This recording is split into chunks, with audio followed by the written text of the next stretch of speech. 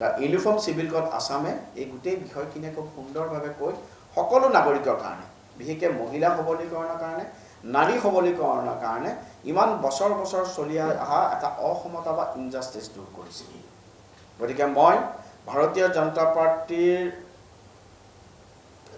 এজন সদস্য হিচাপে আমি খুব গৌৰৱান্বিত অনুভৱ কৰোঁ আৰু আপোনালোকৰ জ্ঞাতাৰ্থেও আমি জনাব বিচাৰিছোঁ যে এই ইউনিফৰ্ম চিভিল কোডক লৈ পেলাই অসমৰ জনাদেশৰ সমৰ্থন আছে।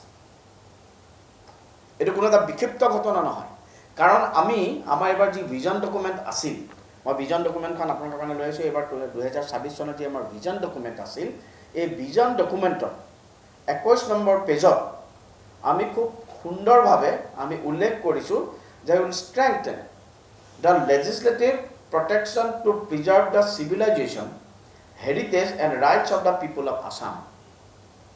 ভাৰতীয় জনতা পাৰ্টিয়ে 2026 চনৰ বিধানসভা নিৰ্বাচনত যি আমি সংকল্প পত্ৰ বা ভিজন ডকুমেণ্ট আমি উলিয়াইছিলোঁ, এই ভিজন ডকুমেণ্টৰ 21 নম্বৰ পেজত আমি এইটো উল্লেখ কৰিছোঁ আৰু য'ত আমি কৈছোঁ যে working towards the implementation of the Uniform Civil Code, excluding the 6 scheduled areas and tribals while ensuring the traditional rights of ethnic communities.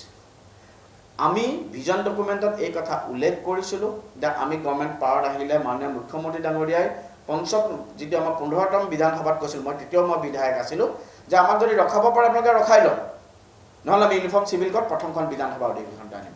কথা মতে কাম মাননীয় মুখ্যমন্ত্ৰীয়ে শক্তিশালী স্থিতিলৈ প্ৰথম অধিৱেশনখনতে জনসাধাৰণৰ ইচ্ছাক আমি কাৰ্যত ৰূপান্তৰ কৰিছোঁ। কাৰণ জনগণে আমাক ভোট দিছে, প্ৰায় 1.4 লাখ ভোট আমি NDA পাইছোঁ, 102খন আমি ঐতিহাসিক আমি মেণ্ডেট পাইছোঁ। ৰাইজে আমাক সমৰ্থন কৰিছে কিহৰ কাৰণে? এই বিষয়বোৰৰ কাৰণে ৰাইজৰ জনাদেশক সমৰ্থনকাৰী আমি এবাৰ ইউনিফৰ্ম চিভিল কোড আনিছোঁ। আৰু সেইকাৰণে কংগ্ৰেছকে ধৰি তথাকথিত, মই তথাকথিত শব্দটো কৈছোঁ, তথাকথিত ধৰ্মনিৰপেক্ষতাবাদী ৰাজনৈতিক দল বা কিছু সংখ্যক কৰ্মী, লিবাৰেল কৰ্মী বুলি আমি যাক কওঁ, তেওঁলোকৰ ক্ষেত্ৰত আমি বৌদ্ধিক শব্দটো বা বুদ্ধিজীৱী শব্দটো প্ৰয়োগ কৰাটো আচলতে অপমান ইণ্টেলেকচুৱেলৰ কাৰণে, নিজৰ স্বাৰ্থৰ কাৰণে গোটেই বিলখনক বিৰোধিতা কৰিছে।